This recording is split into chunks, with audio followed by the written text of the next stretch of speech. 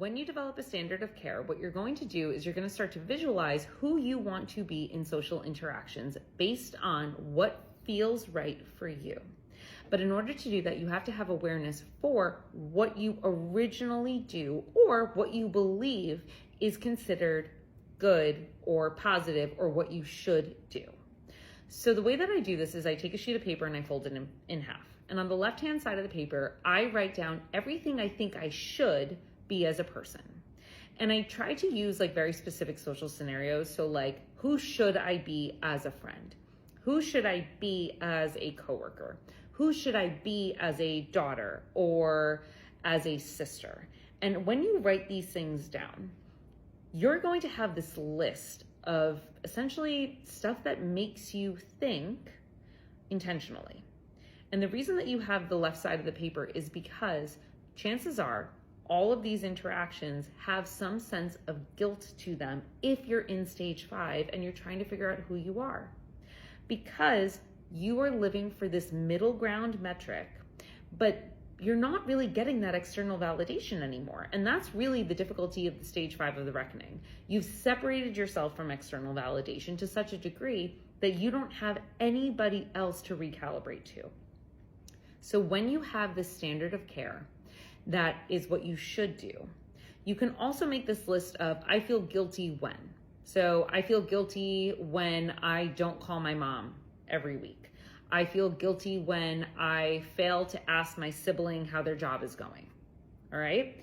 When you make that list, you are then going to write on the other side of the page, I want to be a person who blank.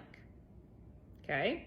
I want to be a sibling who shows interest in a job. I want to be a person who feels deeply connected to their mom. I want to be a friend who shows up no matter what.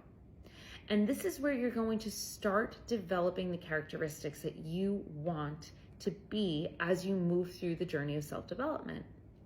Pay attention to like the big ones, right? Like, what does it mean for you to be loyal? What does it mean for you to be a person of integrity? What does it mean for you to be a person of honesty? And you're basically going to redefine what you should do into what feels right and good for you. And the reason that you develop a standard of care is because now when you go into social interactions, the only standard that you are living by is your own. So if you have an interaction that doesn't quite feel right, you're no longer carrying this sense of guilt.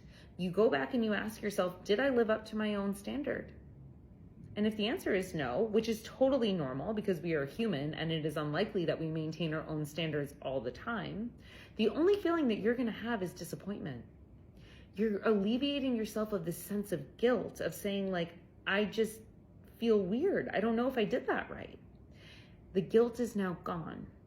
So when you are left with disappointment, it's really you against you, and you determine, how do I want to handle this? Perhaps you review the situation and you say, you know what? I actually fell short in this social interaction and I was super stressed out and I didn't take care of myself throughout the day, and that's okay. I now understand that I need to be in a better headspace before I have serious conversations. Maybe you have an interaction where you absolutely aced it and you're like, yeah, I was a phenomenal friend. That's amazing. That's a space where you validate yourself. You say, yep, this was awesome. I crushed it.